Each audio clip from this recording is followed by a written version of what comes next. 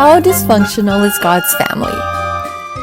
There is no limit to the family's dysfunction, but in a way that's intentional.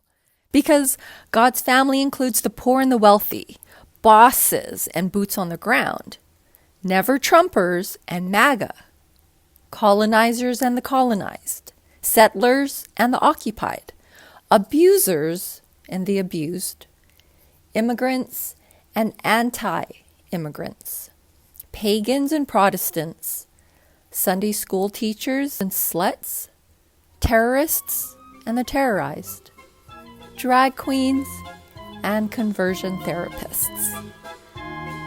Is this what you imagine when you think of heaven? Who wants to be in a family like this? You know, it's a legitimate question to ask, but it's not an easy question to answer. And it's not any easier for Christians. Some Christians want nothing to do with God's family, not if it looks like this. In Galatians 2, we see Paul blast a prominent church leader who made it difficult for some people to sit at God's table. In 1 Corinthians 1:10-18, Paul writes to fellow Christians, "Stop insisting that you know what's right and that others are wrong. Some of you think, I'm a real Christian. I learned from Paul. I don't know what church you attend, who your pastor is, or which Bible translation you read, but I hope it's not one of the wrong ones." To that, Paul says, stop it. Just stop it. And he continues, "I was not sent to develop a dogma or a base of followers, be a cultural icon, or the subject of memes. I was sent to bring good things to those around me. And I'm talking about hope, accountability and forgiveness, friendship, love, and the good news that all are invited into God's family." I know this message is absurd. It's absurd to those who reject God's invitation to all.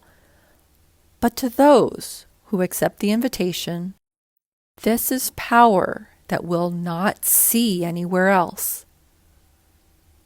So I ask, who wants to be in a family like this? Who's ready to be part of a family like this?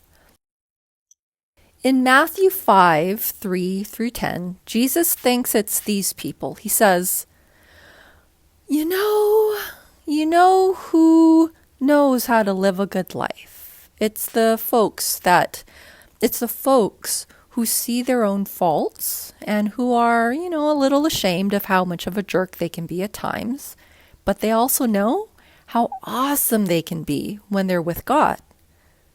These are the folks who embody God's kingdom here on earth. It's the folks who grieve when they see the news and the world around them. It's the folks who are gentle and exercise restraint. It's those who yearn to see people treat themselves and one another with dignity and respect. It's those who show kindness, mercy, forgiveness, and grace to those who don't deserve it.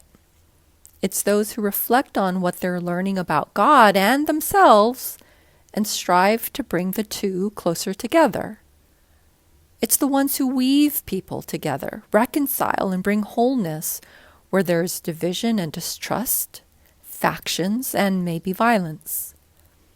It's those who are being pursued, hunted even, for seeking just and good treatment of people. These are the folks who embody God's kingdom here on earth. Do you want to be in a family like this? God's family is dysfunctional. On earth, it's very, very dysfunctional. But in a way, that's intention.